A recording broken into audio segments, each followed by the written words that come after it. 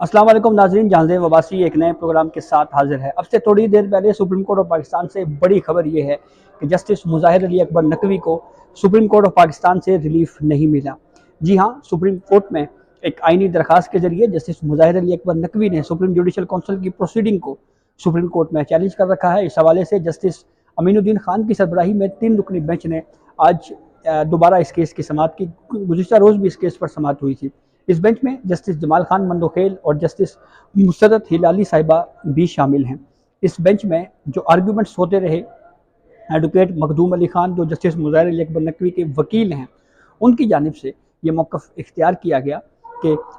इस केस में जो शिकायत करंदा हैं जिन्होंने जस्टिस मुज़ाहिर नकवी के ख़िलाफ़ सुप्रीम जुडिशल काउंसिल में कंप्लेंट्स फ़ाइल की हैं, उनको फ़रीक बनाना ज़रूरी नहीं है। लेकिन सुप्रीम कोर्ट ने इसके ऊपर तफसील से आर्गूमेंट सुने और फिर कोर्ट बार बार ये कहती रही, बिलखुसूस जस्टिस अमीनुद्दीन खान साहब ये कहते रहे कि आपकी जो कंप्लेंट है उसमें या आपकी जो पिटीशन है जो सुप्रीम कोर्ट में फ़ाइल हुई है उसमें आप कह रहे हैं कि जो मेरे खिलाफ शिकायत आई हैं ये शिकायत बदनीयती पर मुश्तमिल हैं। तो ऐसी सूरत में उन शिकायत कुनंदगान को सुने बगैर सुप्रीम कोर्ट किस तरह से एक तरफा फैसला कर सकती है। उन शिकायत कुनंदगान को सुनना ज़रूरी है।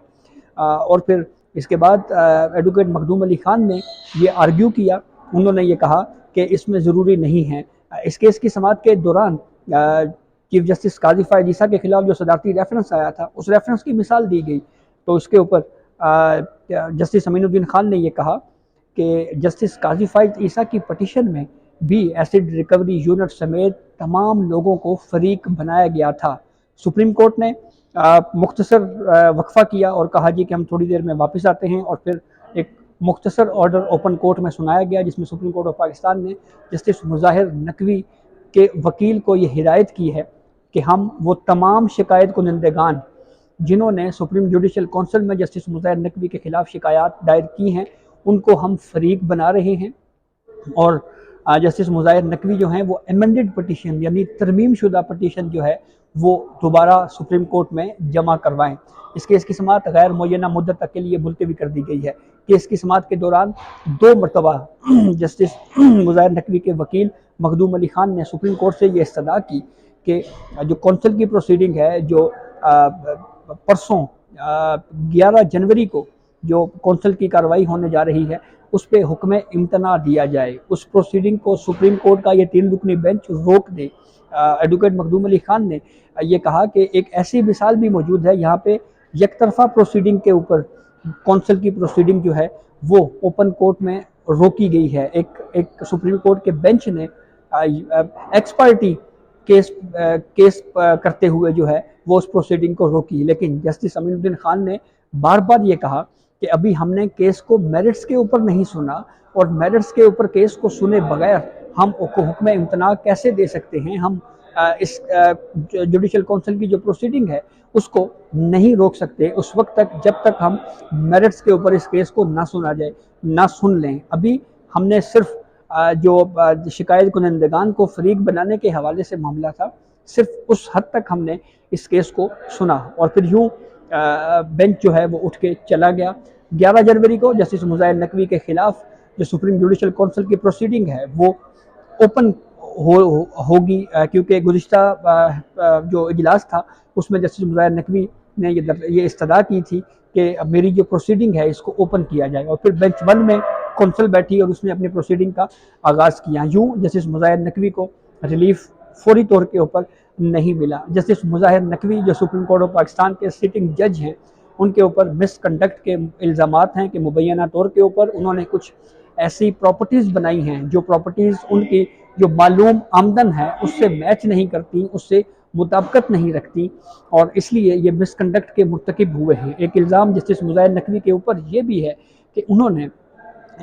जब वो लाहौर हाई कोर्ट के जज थे, एक ज़ेर समाअत केस में जो एक सिविल केस था, प्रॉपर्टी का डिस्प्यूट था, वही प्रॉपर्टी उन्होंने खुद परचेज़ कर ली, और न सिर्फ वो प्रॉपर्टी उन्होंने परचेज़ की मुबैना तौर के ऊपर, बल्कि उसके साथ साथ उस प्रॉपर्टी के 2 कानूनी वारिसीन कमसिन बच्चे थे उनको भी कानूनी हक से महरूम कर दिया गया। काफ़ी संजीदा इल्ज़ामात हैं जिसको एक तरफ सुप्रीम जुडिशल काउंसिल देख रही है, वहीं पे इन प्रोसीडिंग को जस्टिस मुज़ाहिर नकवी ने सुप्रीम कोर्ट ऑफ पाकिस्तान में चैलेंज किया, जिसके ऊपर जस्टिस अमीनुद्दीन खान की सरबराही में 3 रुकनी बेंच, जिसमें जस्टिस जमाल खान बंदोखेल और जस्टिस मुसर्रत हिलाली साहबा भी शामिल थी, उन्होंने आज इस केस पर समाअत की। गुज़िश्ता समाअत के ऊपर हमने देखा कि जस्टिस मुज़ाहिर नकवी के वकील एडवोकेट मखदूम अली खान ने जो एतराज़ात थे बेंच के ऊपर, उससे दस्तबरदारी इख्तियार कर ली, खुद को अलग कर लिया और ये कहा कि हमें इस बेंच के ऊपर मुकम्मल एतमाद है, हमें इस बेंच के ऊपर किसी भी तरह का कोई एतराज़ नहीं है।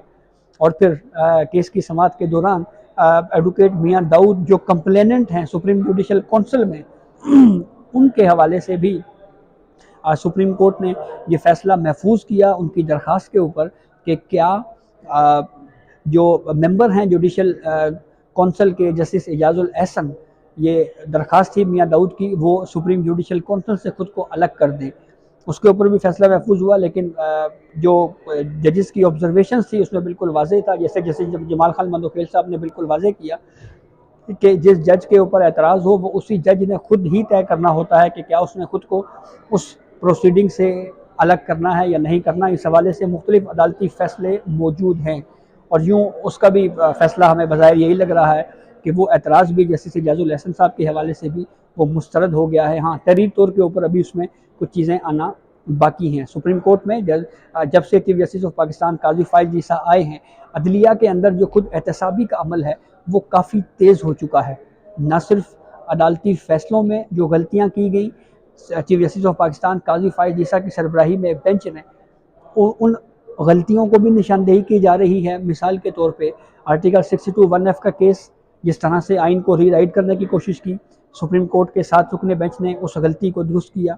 फिर उसके बाद प्रैक्टिस एंड प्रोसीजर कानून में हमने देखा कि पार्लियामेंट की बालादस्ती को तस्लीम किया गया। जुल्फ़िकार अली भुट्टो रेफरेंस दोबारा समाअत के लिए मुकर्रर करके जो है वो प्रोसीडिंग आगे बढ़ाई जा रही है और मुस्तकबिल के लिए एक प्रेसिडेंट, एक मिसाल कायम की जा रही है ताकि मुस्तकबिल में किसी भी इलेक्टेड वज़ीर आज़म को या वज़ीर आज़म को महज मशवरा करने की बुनियाद के ऊपर इस तरह से सूलियों पे ना चढ़ाया जाए। काफ़ी अहम केस है जिसमें जस्टिस मुज़ाहिर नकवी, जिनको मिसकंडक्ट का सामना है या इनके खिलाफ कंप्लेंट्स हैं, जिसमें